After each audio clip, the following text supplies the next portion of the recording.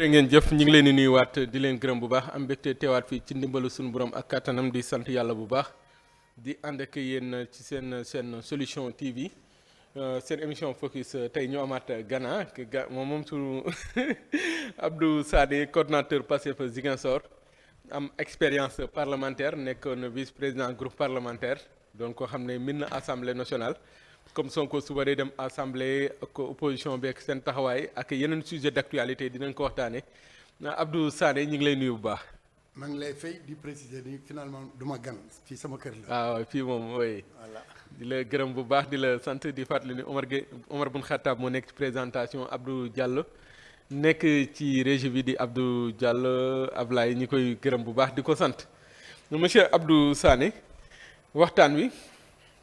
dañ koy tàmbalee ak Ousmane Sonko pour question d'actualité bi mooy ñaareelu yoon muy dem assemblée nationale mu doon loo xam ne diggoon nañu ko mi ngi koy def commencé di ñu ko tàmmal lan mooy intérêt wu le premier ministre di dem weer bu ne assemblée nationale ci question d'actualité daan nañ gis ay premier ministre dem mais tàmm lu ñu ko woon comme nii yow bii nan nga ko gisee ak lan mooy intérêt bi. lii lu ñu war a applaudir la pourquoi. parce que boo jëlee histoire politique bu Sénégal. amoon na fu ñu demoon nañu ba ñu toll foo xam ne gouvernement bi dafa doon ñàkkal fayda assemblée nationale. di nga doon gis député bu soumettre ay questions d'actualité kenn du ko tontu. question écrite kenn du ko tontu. commission d'enquête parlementaire du am benn suite. il se trouve que. ñun képp koo xam ne suivre na suñu discours. lu ñu wax lu am solo la mooy lan su ñëwee c'est la bonne gouvernance mooy nekk au cœur. du dispositif de notre rupture.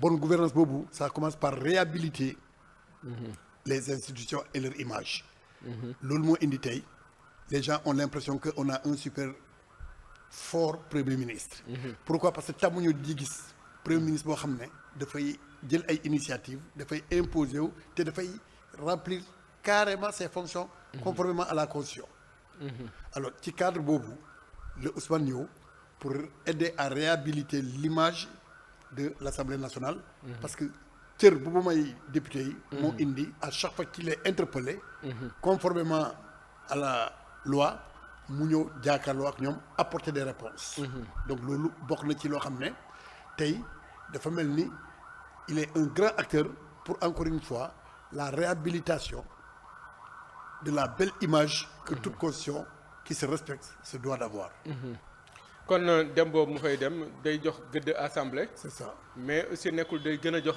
gëdd tam boppam moom Sonko. mais loolu la c'est-à-dire que nit ki lan la boo nekkee premier ministre am na contenu am na ay fonctions am na ay prérogatives mais ci sunu histoire politique. premier ministre dafa doon inféodé au président ba yeneen prérogatives yi du koy ñemee sax assumer. innovation majeure mooy lan Ousmane dafa toog mu lire mu xool ni lépp loo xam ne prérogative am la mu koy assumer. ñi amul habitude tey bëri nañu parce que dans le passé loolu daaw loon am.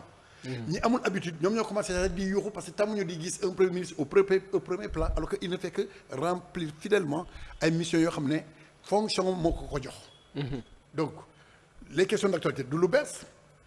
tous les règlements intérieurs de l'Assemblée nationale ont toujours prévu ça. mais dans les faits ñaata premier ministre ñoo respecté loolu comme Ousmane nu mu koy defee. en un temps record assemblée boo xam ne dafagul sax son premier anniversaire. mu nekk à son deuxième passage. xam nga ni loolu lu rëy la. léegi premier ministre ak daraja bi mu war a am. est-ce que Diomaye li mu waxoon super fort premier ministre am ñu ci def ay commentaires ne peut-être Sonko moom la ba mooy jiite moo nekk ci kanam moom mooy nekk au devant de la scène à chaque fois président bi day relégué au second plan ne commentaires yooyu nit ñi di ci def. mais dans la constitution est-ce que premier ministre ak ni ñu ko doon gisee Sénégal constitution prévoir na doole jooju ci premier ministre. non même le mot doole jarul wax kenn ku nekk am na mission boo xam ne moom la sa fonction may président am na ay prérogatives am premier ministre am ay prérogatives am comme président assemblée nationale ni mu amee ay prérogatives ak président de la du conseil. mais ni ko Sonko di assumer nii. non assumer bi lan la moom laa la wax bu amul benn élément bu mu posé boo xam ne bokkul ak ses missions. boole ci bu leen fàtte ni un premier ministre il tire sa légitimité du président de la République ki ko nommé. man su ma lay nommé. je me fonde sur deux choses. confiance et compétence. il faut que ma wóolu la d'abord boole ci il faut que sa jëm attan loo xam ne moom laa la bëgg a confier en quoi c'est gênant pour une personne pour qui j'ai confiance ma jox la d'autres prérogatives en dehors même. mais am na ñu ne faluñu premier ministre bi président bi leen fal. non xam nga yow sooy wax lan ngay jël man niveau bu mag bi laay jël. du ma wàccee sama bopp di wax ñeneen ñi. on est au Sénégal yemuñu niveau kenn ku nekk ak sa xalaat kenn ku nekk ak sa jëm kenn ku nekk ak sa taxawaay. kenn ku nekk ak sa objectivité comme kenn ku nekk ak sa subjectivité. man bëgg naa wax ak ñoo xam ne mooy la pensée boo xam ne daf ñuy avancer loo xam ne daf ñuy avancer lu leer la moom laa bëgg a clarifier mooy lan boo nekkee premier ministre du yow yaa am pour inventer say prérogatives les prérogatives du premier ministre sont là avant la naissance même de Ousmane Sonko. Il ne fait que les assumer maintenant président de la République nga xam ne moom moo yore le pouvoir moom la ñu fal comme président mais moom moo am sañ-sañ nommé ku ko doy comme premier ministre. am na ñu ne fay bor la parce que comme Sonko. non am na moo tànnoon Diomaye mais moom la wax lu bëri la ñu mën a wax. bor mënul nekk diggante ñaar ñii pourquoi parce que ñoom ñoo bokk objectif xam nga bor. bor c'est un terme commerçant. bor dette.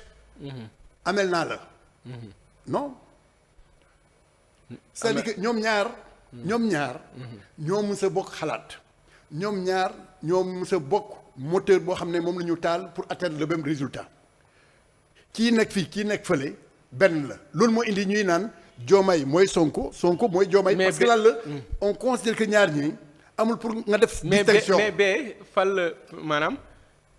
super premier ministre la wax bu mujj mais bee dafa ne waxuma la sax mu xool sama kii bi ci mu pis ko mais na ko xool sama siège bi. waaw ndax man dama ko yéene quoi. mais loolu lu rafet la pourquoi parce que dañu nekk dans un continent africain nga xam ne président yi dañu fiir ku nekk président tey boppam comme yàlla mais tey bu ñu amee un président aussi jeune mu am générosité de cœur.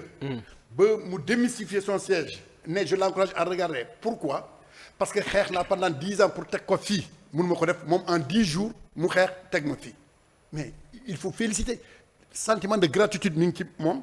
reconnaissance mi ngi ci moom or c'est des valeurs en voie de tarissement pour ne pas dire en voie de disparition. tey l'ingratitude est en train de s'imposer comme mode de relation entre les gens boo amee koo xam ne il est aussi reconnaissant que ça c'est des choses positives qu'il faut encourager léegi lan ñi ngay wax noonu ñooñu ñoom lu ñu bëggoon mooy. ñu dégg am na dualité au sommet am na ñoo xam ne mosuñu am yéene bu rafet diggante ñaar nit ñoom lu ñu bëgg mooy ñu naan ceet xuloo am na pour ñu mën a dund ci xuloo boobu parce que xuloo yooyu sax dafay am ñoo xam ne. ils en profitent dafa am ñu muy alimenter en termes d'intérêt. mais loolu kenn comme ça am loolu moo indi Ousmane Sonko préciser pour ne gisagul koo xam ne juddoo na ba mu mun a am barke boo xam ne mun na ko opposer à Diomaye pour te dire que ñoom ñaar nañu yem foofu rek Diomaye mooy Sonko mooy Diomaye leneen li ci des teg ko ci suuf ñu avancer. ñu delluwaat assemblée nationale opposition bi ak comportement bi nu war a am. ci question d'actualité bi menace de boycott mi ngi am même si bu dee c'est pas encore effective mais menace de boycott la léegi bu ñu eggee suba dinañ xool la lay wane ci biir assemblée nationale boycott boobu ñu bëgg a def ci question d'actualité ak présence su premier ministre Ousmane Sonko ban jàngat ngay ci def. d'abord fii soo dee sax opposition problème il faut ñu taxaw tuuti parce que nekkul est-ce que réellement am na opposition fii non. dafa am na une opposition parlementaire. non dafa la. c'est pas parce que wax nga ni yow opposant nga que war la xoolee bëtu opposant c'est des frustrés ay nostalgiques du pouvoir la ñu c'est-à-dire que nit nekkoon na fii mu yore fromage bi di koy lekk nga ñëw xaañ ko loolu il est frustré c'est pas parce qu'il est frustré qu'il est forcément opposant bokkul ensuite ci déclaration ci convocation bi ma gis ñu ne ñoom dañuy tenir tey benn point de presse mënuma jiitu koo xam ne waxagul toog mandu déglu lu ñuy wax ma soog a mën a am li may commenter.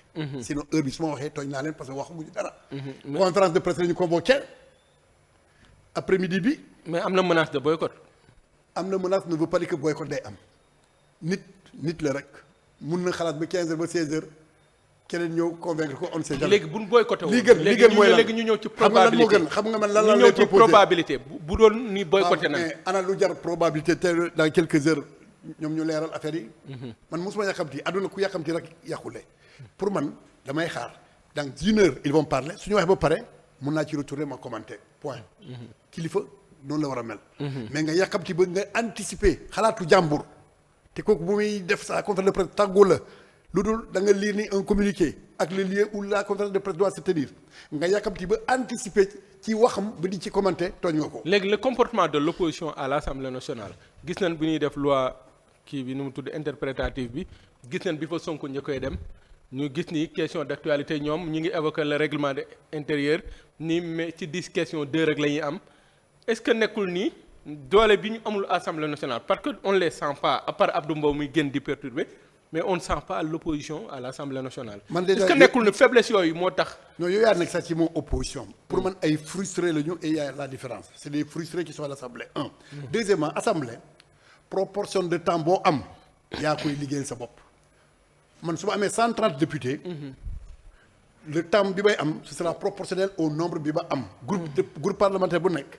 sa taille bi mooy déterminer sa temps d'antenne dans le cadre des débats organisés. lu ñuy wax débat organisé mooy débat yoo xam ne. du ñëpp mën a du ñëpp am pour wax ku nekk day tànn mais ci temps d'antenne bi dañuy calculer en fonction kenn ku nekk doole bi nga am bi nga représenté ci biir assemblée. boo amulee yeneen doole yi yëfu waanee la que de vouloir se mesurer ak keneen ki c'est tout ñoom boo jëlee par exemple les non inscrits nga génne leen à part. lan moo des ci groupe parlementaire bi fële. ils sont faiblement représentés. donc loolu moom bu fekkee loolu la. mais y a la coalition de Amadou Ba y a l'APR. man du ma dugg ci yooyu yow yaa wax coalition Amadou Ba. est-ce que ñoom bokk nañu ci conférence de presse bi tey wax ma bokkuñu de mais dama lay poser question est-ce que ñoom bokk nañu ci. est-ce que ci biir assemblée ni gars yi di toogee gis nga ñoom ñëpp ñu bokk fu ñuy toogee. parce que en direct li ñuy wane affaire yi. da ngay gis gars yi nu ñuy toogee par affinité. oui Amadou Ba ci boppam. kañ nga ko jël dëgg mu jël la parole à l'Assemblée nationale dóor ci table bi. am na wala am na. moom nee na dana war a bàyyi gars yi ñu liggéey quoi. donc moo tax man la est-ce que am na opposition te tey kan ma waroon nekk chef boo jëlee élection présidentielle nga xam ne moom la ñu jël référence c'est Amadou Ba ci yow. mais boo jëlee législative yi. non amul boo jëlee fii Sénégal la seule élection qui est nationale à tout point de vue mooy élection présidentielle. parce que problème député il y a un suffrage départemental. man par exemple. mun nañu ma fal ma am 80 voix à Ziguinchor yow nga am 20 voix. bokkul mais le président de la République c'est un seul résultat. amul wax Ziguinchor da nga c'est tout c'est un global c'est national. donc le meilleur indicateur soo bëggee tànn l'opposition c'est par rapport à une élection unique boo xam ne présidentielle parce que boobu nit la. léegi ñu ñëw ci opposition bi Amadou Ba ngay tudd mais nangoo tudd le président de la République Macky Sall. mais Macky Sall daf mel l'ancien président il faut préciser. l'ancien président mais il est toujours président. waaw non il n'est pas toujours président ancien président. mais mënoo ko dindil casquette boobu moi je suis plus député ancien député. mais pourtant man du ma la wax ancien parce que sa honorabilité pour man ba léegi da nga koy garder. bañu ma ko mais. orma la quoi. on déglu ma est-ce que dire ancien aussi manque d'honorabilité la. man même su may bind ancien député laay bind. oui yow yaa koy bind mais ñun. non du question man maa koy bind nit aussi da ngay wax loo xam ne moom nga doon. tu représentes toujours le peuple mais loolu détail la. non mieux vaut dire l'ancien président pour faire la nuance. oui mais Abdou Sané Macky Sall comportement am tey gis naa ci presse bi fondation moo Ibrahima paraît-il que dañ ko recruter. gis nañ aussi korog Diomaye sànni benn picc ne yëg nañ ñi def ci suuf mais bu justice waree def liggéeyam da koy def yow da nga bokk ci ñi njort par yow xam nga Macky Sall nii daa am ñu muy def ci suuf ak taxawaay bi mu am parce que am na sax ñu ne yenn réaction yi ngay gis ci réew mi les chroniqueurs certains journalistes ay lii dafa mel ne daa am ñu nekk ci seen suuf quoi mais bi Diomaye waxee un président de la République est très renseigné maanaam du wax lépp mais bu junjee rek am na lu mu xam lu bari mais waxul lépp. mais bëgg na leen wax ni xam naa te yëg naa li xew mu ne nag ëllëg bu justice waree def liggéeyam sama yoon nekku ci ban jàngat ngay def ci loolu. jàngat bi ma am mooy. ñun ñëpp on n'a qu'à faire preuve de vigilance. pour sauvegarder intérêt Sénégal pour préserver Sénégal par rapport à la stabilité sociale pour préserver Sénégal par rapport à ses intérêts économiques pour préserver Sénégal par rapport à ses relations internationales donc d'un point de vue géopolitique. président comme ni nga ko waxee sànq. lu mu am ci renseignement. tollu ma fi ma mun a am sax 1% de ces renseignements. moom rek moo xam léegi fii président dem ba mu jaral ko moom ci boppam. au cours d'une conférence de presse au niveau même du palais. mu dem ba mu préciser que yéeg na li Macky Sall di def. war na nekk lu jar a wax. bu nekkoon ay épiphénomène. wóor ma ni président bi. du ci wax su dem ba mu wax loolu mun na am mu xalaat loo xam ne yow sax sa xel demu ci. sama xel demu ci. léegi comme ñun. tollu ñu fu ñu mën a demander président mu jox ñu les détails alerte kese la ñu mën a def ak être vigilant. considérer que Macky Sall peut être à tout moment un danger. Pour l'intérêt du Sénégal. Et pour la paix au Sénégal jeex na. léegi loolu nan lañ koy defee. vigilance bi mooy lan. foo teg parce que partem ñu ngi continuer di fi nekk ay nitam ñu ngi continuer di ko waxal sur le plan international ñu ngi koy gis muy wëndeelu rek te bu demee ba ay kuréel yu ci mel ne ay fondation moo Ibrahima di ko jox doole ko daf mel ne Macky Sall wéetul moom dong mais ba léegi am na ñu koy jàppale. c'est que Macky Sall fu mu ne nii négativement mi ngi récolté loo xam ne moom la parce que moom bu mu nekkee fii au Sénégal il n'était pas au service des intérêts du Sénégal demoon na ba ñu ne il était un préfet français. donc il était là pour sauvegarder ay intérêts de groupe de pression yoo xam ne. jotee ñu dara ak Sénégal. mais ñooñu la ñu koy gérer parce que c'est des nostalgiques ñooñu tey le fait que Macky Sall newoo fii et que des souverainistes des vrais patriotes nekk fii am na lu mu leen yàqal am na ay intérêts yu mu menacé léegi loolu moo indi ñoom it léegi dans un dernier élan de désespoir ñuy wéeru ci Macky Sall en étant sûr que Macky Sall mënatul dem fenn ban njëriñ la leen di mën a amal ensuite fondation pour fondation ah fondation la. bul xam ne fondation c'est qu'il y a derrière une fondation. il y a du tout. donc kooku c'est absolument rien xam nga lan moo gën a am solo. le peuple sénégalais souverain. moom lu mu apprécier lu ko doy ak lu mu bëgg loolu moo doy mais yow chez toi ñemewoo fa teg tànk. mais kër jàmbur nga ne foofu ngay rayonner luy loolu. mais xanaa bala ngay amal nit njëriñ sur le plan international ñu wax lu rafet ci yow chez toi. lan moo ko tere mu ñibbi si fii du am na fii kër. kan mooy rek caabi kañ la ñuy tijjiwaat chambre à coucher am fii. kan moo fay tëdd. moom kañ lay ñëwaat fii. kan xam yow ku am njëriñ dëgg-dëgg sur le plan mondial bu dee am nga njëriñ boo xam ne xajul ci sa dëkk munoo teg sa tàng yow finalement ban njëriñ nga am c'est la preuve que moom en réalité il est un danger parce que ñu koy tagg yépp c'est tout sauf des Sénégalais kooku ban njëriñ yow di nga souhaité tey yow Omar Boun Khattab ñu naan Amérique ñu ngi lay tàccu Australie bi ngi lay tàccu mais chez toi au Sénégal tu es vomi laaj naa la ko est-ce que di nga ko mën a tenir. mais comme sànq da nga ne c'est un danger danger boobu bu demee ba président wax ko am na lu mu yëg mais avant moom la deuxième personnalité de l'État El Malick mu ne am na ñuy dem bitim réew di yàq deru Sénégal pour que nguur gi ba ñu mën di liggéey normalement xam na yooyu yëpp bu ñu ko waxee. waaw loolu yëpp am na lu ñu xam. mais c'est-à-dire que loolu xam nga amoon na période boo xam ne benn Macky Sall bi muy génn yor na xaalis ñi muy jëflante yor na alal te yow xam nga li xaalis mën ci àddina bi. te tey boo xoolee tey ji opposition bi amu fi doole mais boo xoolee ni ñuy perturber état bi le régime Diomaye Sonko y a des perturbateurs yoo xam ne ils sont dans ce pays ñun ñu ngi leen di gis. moom laa la wax moo tax ma ne la nga xam ne kon am na lu xew lu ñu waxul. bi Macky Sall nekkee au pouvoir ñëpp ñu ngi ko doon dénoncer sur son absence de patriotisme parce que acte yu mu doon posé. ce n'était pas profitable aux Sénégalais. demoon nañu ba ñu gëm ni mi ngi jaay Sénégal à l'époque. soo waxee ñu bëri dañu lay weddi mais tey moom ci boppam moo nekk di ñuy may davantage d'arguments pour ñu am la preuve. politique dafa mel ni science expérimentale comme science physique loo wax mun nga ko teg nii concrètement. concrètement attitude bu mu am nii.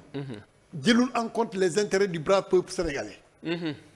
su fekkente ne le brave peuple souverain sénégalais am na ku mu tànn ne yow 54% ñun ñoo la ko jox yaa ñu doy yow amoon looy def lu dul nga ne tu vas être le valet de l'impérialisme international pour que nga mën a xëpp suuf si sa dëkk mais tu es un renégat. léegi lan moo ci war ci wàllu yoon.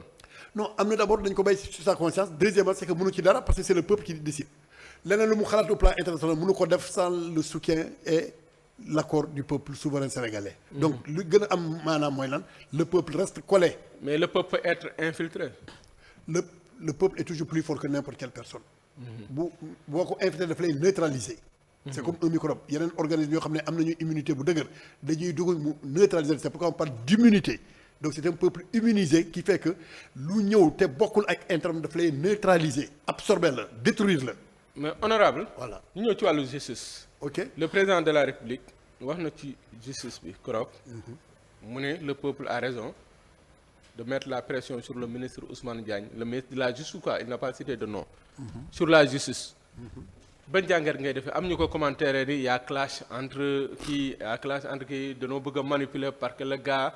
bëggul di def yenn nii mais le temps de la justice aussi tamit mais population bi ñoom ci seen biir wax mooy mbir yi dafa yéex ci reddition des comptes bi am Sénégal parce que am na fi yu xew ay rapport ñu ngi fi yu bari di nalaw mais am na ñu ne juge yi ñoo doyul aussi surtout le parquet financier il faut du temps au temps yow nag. voilà xam nga man su may wax toujours. c'est pour ma leeral. man je préfère ma wax 15 minutes pour leeral une question. que ma wax pendant 2 heures de temps. te du ma leeral dara. wax jooju jógeel ci président wax jooju dafa fekk président wax ji assemblée la jógee. oui. assemblée on a un brillant député du nom de Bakary Diédhiou. oui. occasion la pour man ma rendre ko un vibrant hommage. moom moo ne. et il a fait de façon fidèle en tant que député. compte tenu que ñun suñu député yi dañu innover c'est des députés de terrain. foo dem ñu ngi foofu di dem. oui. peu importe les moyens mis à la disposition. En faisant le tour de l'espace, y compris la diaspora, il a collecté un certain nombre d'informations auprès du peuple. Peuple bi ne ñun on trouve que procédures yi dañu yéex par rapport à certains dossiers. moom en tant que député collé à son peuple. et qui doit rapporter fidèlement loo xam ne moom la dëgg. noonu la ñuy assemblée mu ne monsieur le ministre. le peuple m'a saisi pour dire que. affaire bi am na yéex. mais pour montrer que c'est un député responsable. yemul foofu. lii il a rapporté fidèlement loo xam ne moom la ko peuple bi confié comme mission. mu préciser léegi entre moom. en tant que parlementaire ak l'institution judiciaire mu ne mais moom personnellement dafa rafet njort. donc préjugé wul négativement en termes de mauvaise volonté de la part de la justice. mu ne point ministre de la justice au nom de aussi l'élégance et du respect mutuel entre l'institution judiciaire et l'institution parlementaire bu mu koy tontu mu def nuance les gens ne font pas le discernement dans les discours mu ne ko. mu rappeler ko d'abord la durée moom bu mu am ci formation mu ne 38 ans. deuxième élément mu ne ko moom lu mu doon bañ ñu ko koy teg comme pression. il est mal placé pour mu teg pression boobu. à ci au juge. au juge la wax. alors dans le dispositif il y a les juges mais il y a les magistrats du parquet. en termes clairs soo defee très bien la nuance li ministre bi wax c'est la meilleure réponse possible. parce que mu ne pour les magistrats du siège. mun leen toog pression bu waxoon leneen lu dul lii mu nekk catastrophe et effectivement le ministre n'a pas à exercer une pression sur les magistrats du siège parce que ñoom c'est des juges qui sont à équidistance. ma terminer par contre le parquet est sous son autorité. tudd leen donc foofu il peut exercer une pression pour leur dire faites vite. Pourquoi? Parce que le parquet il rend et il est le maître des poursuites au nom du peuple.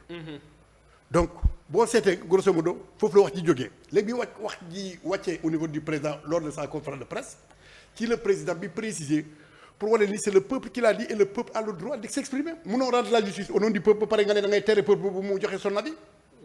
par contre moom président bi mu préciser ni la présomption doit être toujours respectée. ensuite moom ci boppam nekkul président buy teg pression à la justice d'autant que il connaît la réalité aujourd'hui par rapport à la lenteur, c'est lié aussi à un problème d'effectif au niveau de l'appareil judiciaire. Mais chacun a été élégant. wax ju rafet la ku nekk wax député bi wax ju rafet la wax mat na député de référence ministre bi mat na ministre réellement conformément à notre volonté de rupture ak la recommandation après les assises de la justice foo xam ne dañu ne nañu bàyyi justice bi ci pression. le président de la République a été un président de référence mondiale parce que pour la première fois président non seulement il a validé la présomption mais il a précisé que moom amul pour def pression mais il a reconnu loo xam ne du ci ministère bi la c'est le gouvernement et c'est le président en premier puisque moom mooy le chef suprême de la magistrature su demee ba moom ci boppam en termes d'aveu mu reconnaître ni ressources humaines yu nekk au niveau de l'appareil judiciaire doy ñu franchement on doit saluer et applaudir des mains et des pieds les trois personnalités qui représentaient Assemblée Bakary Diédhiou qui représentaient la justice Ousmane Diagne ak koo xam ne moom mooy le président de la République. ku représenté nga ni séparation de pouvoir ba léegi mi ngi am. amul ba léegi mosul dañ ñun depuis qu'on est venu. ku ne mi ngi def li mu war a def mais yow ñun ñoo jógee ci assise pour nga xam ne ñun amuñu intérêt la yeneen am éléments yi am mooy lan suñu première rencontre après installation assise yi la. assise de la justice. oui mun na convoquer assise de la justice. pour apporter plus-value dans le fonctionnement de la justice ba pare très tôt même pas 5 mois 6 mois nga ñëwaat pour génne yeneen affaire. les commentaires yi ci ñenn ñi def ku mel ne Madiambal nee na le ministre de la justice dafa mettre mal à l'aise parce que bu démissionné ñu ne dañ ko. xalaatam la rek te moom mosul am xalaat bu rafet. te nee na man kooku yow yaa tudd tuuram man du ma ko tudd mukk parce que c'est des noms qui sonnent très mal dans l'histoire politique du Sénégal. tur boobu ngay wax noonu man du ma ko tudd. musul am xalaat bu rafet. musul am xalaat bu rafet c'est des individus qui sont négatifs dans la société sénégalaise te ñaanuma la ko. yéenuma la ko yow mii xam nga ni doo am doom nga koy tuddee kooku ngay tudd am déet. di nga am doom boo xam ne bëgg nga ko dëgg. fonk nga jabaram sa jabar dëgg. am doom bu góor nga tudd ko kooku ngay tudd di nga ko def. mais non poisonal ki sax di nga ko def ñëw ma ci jëmmam. ci non yow yaa tudd fii ay tur man. waaw tudd naa tur voilà mais ci li mu wax. mais waxum lan la jaay lan la jar am na ay façon nit fii Sénégal seen wax lan la jar ni ngi génne benn livre boo xam ne c'est catastrophique. ci Abdoulaye Wade te yow xam nga. non man du ma tudd tur. ci Wade la bind mais. waaw man du ma dugg ci yooyu mais je veux dire que am na ay façon nit fii au Sénégal tey kenn amul intérêt di leen di valoriser yow li nga def nii sax da nga koy may valeur parce que moom lan la yow yaa ngi koy tudd di def publicité ci turam man bañ naa tudd du ma ko tudd kooku tekkiwul dara en termes clairs c'est des gens qui ont joué des rôles très sales et qui ont des cas de conscience fu mu ne nii. xelam dalul yow sa xel mi ngi dal tranquillement soo paree fii yaa ngi ñibbi am loo sens interdit ragal loo appel téléphonique yaa ngi dem sa kër ku fëgg a porte nga ubbi su ko amoon. il serait le plus heureux au monde. mais lu tee juste def liggéeyam. mais la justice. il y a des conditions rapport Covid mi ngi fii. waaw moom gis na la loi d'interprétation protocolique mais ay Mansour Faye fu ko neex taxaw Sonko na démissionné moom maanaam moom mbalit bu mu yor rek xëpp ko Sonko alors que moom li mu fi def ñëpp nee nañ mi ngi fi mais na nga koy bàyyi muy tourner en rond di wax lu ko neex. non c'est-à-dire am na ñu am ñu sentir ni est-ce que du la justice est complice. non man du ma juger institution ñun dañu ñëw pour def rupture. bu fekkee ne léegi yow da nga bëgg def rupture ba pare nga dugg ci def des procès d'intention au législatif au judiciaire et à l'exécutif doo sori man toujours damay rafet njort je considère que fu mu ne nii les députés sont de bonne foi ils font excellemment et brillamment leur travail Mansour Ba. La justice. Je considère que la justice fu mu ne nii au moment où nous parlons dama rafet njort ils font très bien le travail Mansour Ba. Je trouve que l'exécutif travaille Mansour Ba lan laa jël comme référence c'est un nouveau pouvoir qui vient de s'installer. am na ay pratiques yoo xam ne dafa yàgg trop doo ñëw nii tey rek mu dañ ça aussi il faut qu'on le comprenne beneen élément bi fan ngay xam ne la justice là doit être saluée nous en sommes les victimes ñun bu ñu nekkee opposant on a été victime mais même actuellement Ousmane Sonko mi ngi nii waa këram chaque fois gars yi di leen di tooñ mais Ousmane mosul gagné un procès tooñ lañu yaayam tooñ lañu ay frères mais lan la ay verdict ay 1 mois muur la ni si c'était le contraire à l'époque beneen affaire la. mais mbiri déglu ma beneen élément bi fii dañuy jàpp nit en flagrant délit récemment. gars yi ñuy jàpp ni flagrant délit mooy les activistes là. rapidement on te traite en flagrant délit jugé la libéré la bàyyi la. alors que autrefois pour toroxal la dañu lay dugal en instruction pour nga mën a yàgg. donc c'est-à-dire que la justice a commencé à se démarquer et à être une véritable justice par rapport attente boo xam ne moo indi les 54,% pour élire Diomaye. donc ñun ñoo war a aider aujourd'hui la justice.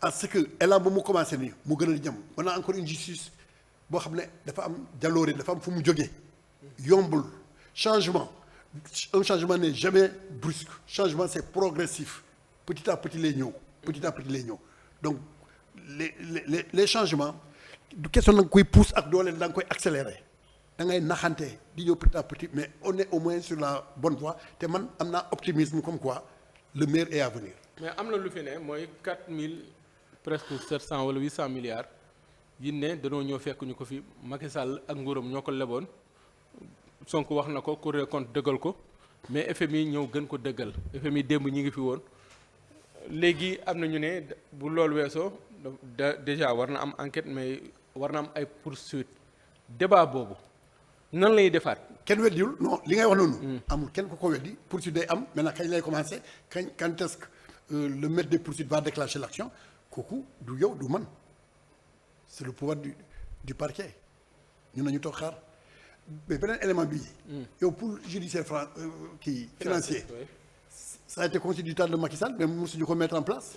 ñun en un temps record après les assises rek rapidement on a mis léegi pour financier boobu moom la gars yi gis ni le nombre de dossiers yi fay wàcc dafa bëri trop par rapport à l'effectif supposé être présent. donc kooku ku ko def humilité la c'est rare nga gis njiit boo xam ne day wax loo xam ne ci côté am la jógee parce que soo ne effectif bi doyul qui peut répondre ça c'est un problème de recrutement kan mooy décider ci loolu c'est l'exécutif donc pour te dire encore une fois que nañu def ndànk tey mais moi je fais partie de ceux-là qui croient que effectivement sous peu tout va bouger. mais 4000 milliards yooyu yan conséquences la war a mën a am sur le plan économique ak fii réew mi jëm parce que bi ñuy doog a ñëw gars yi am na yoon yu ñu tegoon mais gis naa ni xaalis boobu dafa bouleverser lu bari. non Sénégal lu mu subir en termes de passif boo nee 4000 milliards c'est-à-dire que tu n'as même pas donné 25% de passif yow bés bu nekk nga dégg liiral Libération man damay dem ba. jaxasoo Libération moom boo ko dee lire moom da ngay. tous les jours doo dégg milliards. ensuite seetal rek yow tey le monde des affaires est là am na ñoo xam ne maa ngi leen di xam bi ma nekkee bébé. c'est le grand homme d'affaires ñoom ñu ko Kébé wut la.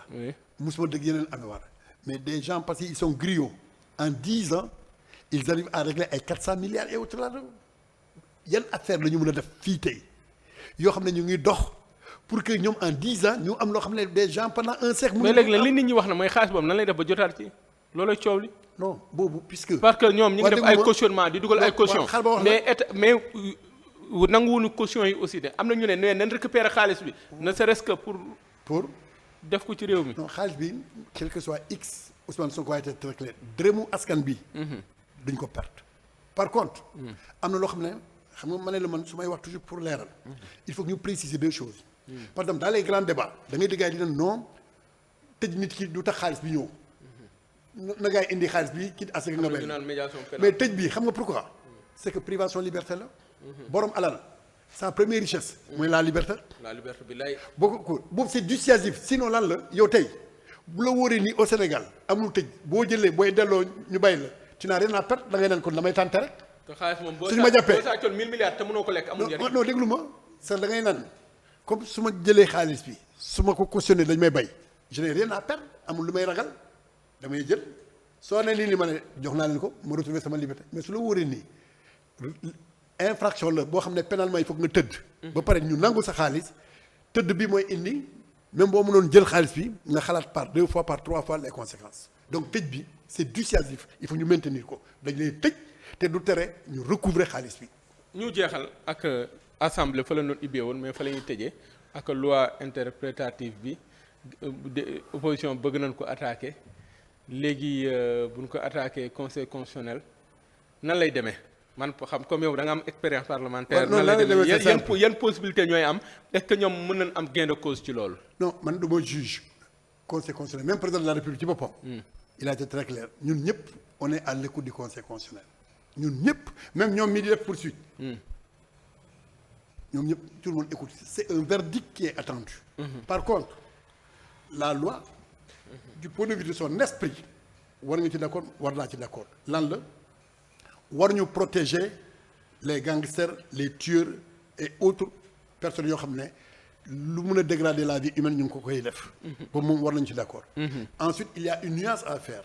mënoo ne rey naa ay nit kii lakk la ay kër c'est la même chose. kër bi nga lakk su ma génnee xaalis léegi ma tabaxaat la même maison avec le même plan. mais ki nga rey même su ma génnoon 4 milliards mënoo reconstruire sa vie. or cette loi nuance boobu la def. pour amener les gens à faire preuve de discernement pour wane ni la vie humaine est sacrée et cela a été préconisé à l'article 7 de notre constitution où on rappelle aux uns et aux autres que la constitution respecte la vie humaine par conséquent la vie humaine étant sacrée il faut la respecter et la protéger donc c'est conforme à ce que la constitution a prévu en son article 7. Abdou Sané. lay tàggatoo lan nga bëgg a wax. Mr Guèye maa ngi lay gërëm di féliciter encore une fois Solution TV. di leen di souhaiter beaucoup de succès di profiter ci occasion bi parce que depuis Korité jotuma fi jaar. pour présenter mes meilleurs vœux à l'ensemble des téléspectateurs. au personnel à tous les niveaux ainsi que à toute l'opinion qui suit de près la diffusion de cette émission. oui honorable député Abdou Sané man honorable député laay wax coordonnateur Pastef Ziguinchor am expérience politique expérience parlementaire moom nekkul dans la politique politicienne quoi xam-xam lay wax. merci loolu des fois damay sawar. merci toog waxtaan ak moom parce que leeral nga lu bëri suñu bopp yi. merci kon di la ñaanal rek suñu borom yokk. mais prochaine fois. oui. parce que gars yi dañu defe ne nous sommes les politiciens professionnels. baax na ñu ñëw on va parler des questions qui parce que hivernage bi léegi mu ñëw y a les inondations parfois la hantise des inondations. oui l'environnement de plus en plus mi ngi gën a yàqule. dégradé qui s'est passé aux Zaïre avec les inondations récemment aux Zaïre. oui. voilà il y a des questions relatives à l'agriculture bientôt l'ouverture de la saison agricole nawet bi mi ngi ñëw et pourtant jusqu'à présent la problématique du traitement de l'arachide un peu partout am na fi ma koy déggee et cetera tout enfin il y a le problème de la mairie de Dakar qui fait l'actualité. waaw lan nga ma ciy wax. non boo on est en fin d'émission temps bi may ñu. non on a clôturé actualité la y a beaucoup. waaw mais tëj nañu émission bi. mais ñoo non mën naa fi ñëwaat pour ça. parce que tey le matin bi nga may oo. ci dossier boobu laa nekkoon. waaw ci dossier boobu laa doon travail parce que je préparais un grand article mooy article yu mag yooyu. sur le dossier donc la mairie de Dakar. est en ébullition te il faut que ñu wax ci donc yooyu. c'est des perspectives parce que émission aussi boo ko tëjee tëj nga ko man loolu gëm naa ko. waaw du ma improviser. par contre je te tends la main heure boo ma soxla. non incha allah jour boo ma soxla. je reviendrai pour ñu dugg beaucoup. non loolu kay damay xel tàkku show bi sax damay lii bu ñu tollee ci débat bi. parce que am na ci ay wax yi ci am. nga ñëw leeralal ñu bu baax a baax. parce que j'ai été là-bas. tiré naa ay photos. dispositif policier bu gars yi doon dénoncé yëpp j'ai vu. dugg naa ci biir génn naa ci biir waxtaan naa avec des conseillers de tout bord et cetera tout et tout voilà et puis man xaar ba problème bi am c'est une question que je suis de très près d'autant que je suis un élu local à Ziguinchor. voilà mais fu mu ne nii tëj nañu émission. mais élection maire waroon na am tey waroon na am après 3 mois mais. pourquoi amul non duñ ci dugg léegi comme wax naa. gars yi da ngeen violé loi bi quoi. wax naa la fi problème inondation. wax naa la le problème de l'agriculture wax naa la fi problème. gars yi le préfet a violé la loi. n'oubliez pas que. le pacte social bi ñu déggoo. le rendez-vous c'est pour le mois de mai. oui. or déjà ça commence à bouger dans certains secteurs comme les enseignants à la santé. donc yooyu yëpp c'est un ensemble d'éléments yoo xam ne. heure boo paree mënuñu ñëw jël def le diagnostic pour éviter simplement de ramener les. yow moom sama nit nga heure bu ma soxlaa di nga ñëw loolu moom xam naa ko loolu moom. problème sama kër la sama kër heure bu ma war a ñëw naa. ok merci beaucoup. di gërëm Abdoulaye Diallo di ko ñaanal Abdoulaye merci. di nuyu sëñ Fallou Goumbala. Abdou Top ak El Hadj Modou Diouf ñoo nekkoon ci régie bi di jaale suñu benn régisseur di Cheikhouna mooy monteur bi moom gorom moo làqu ñu ngi koy ñaanal di ko jaale di nuyu ñëpp di leen ziar Omar Bun Khattab Gueye moo nekkoon ci kaddu gi kon beneen àllarba incha allah ñu dellu siwaat ak beneen invité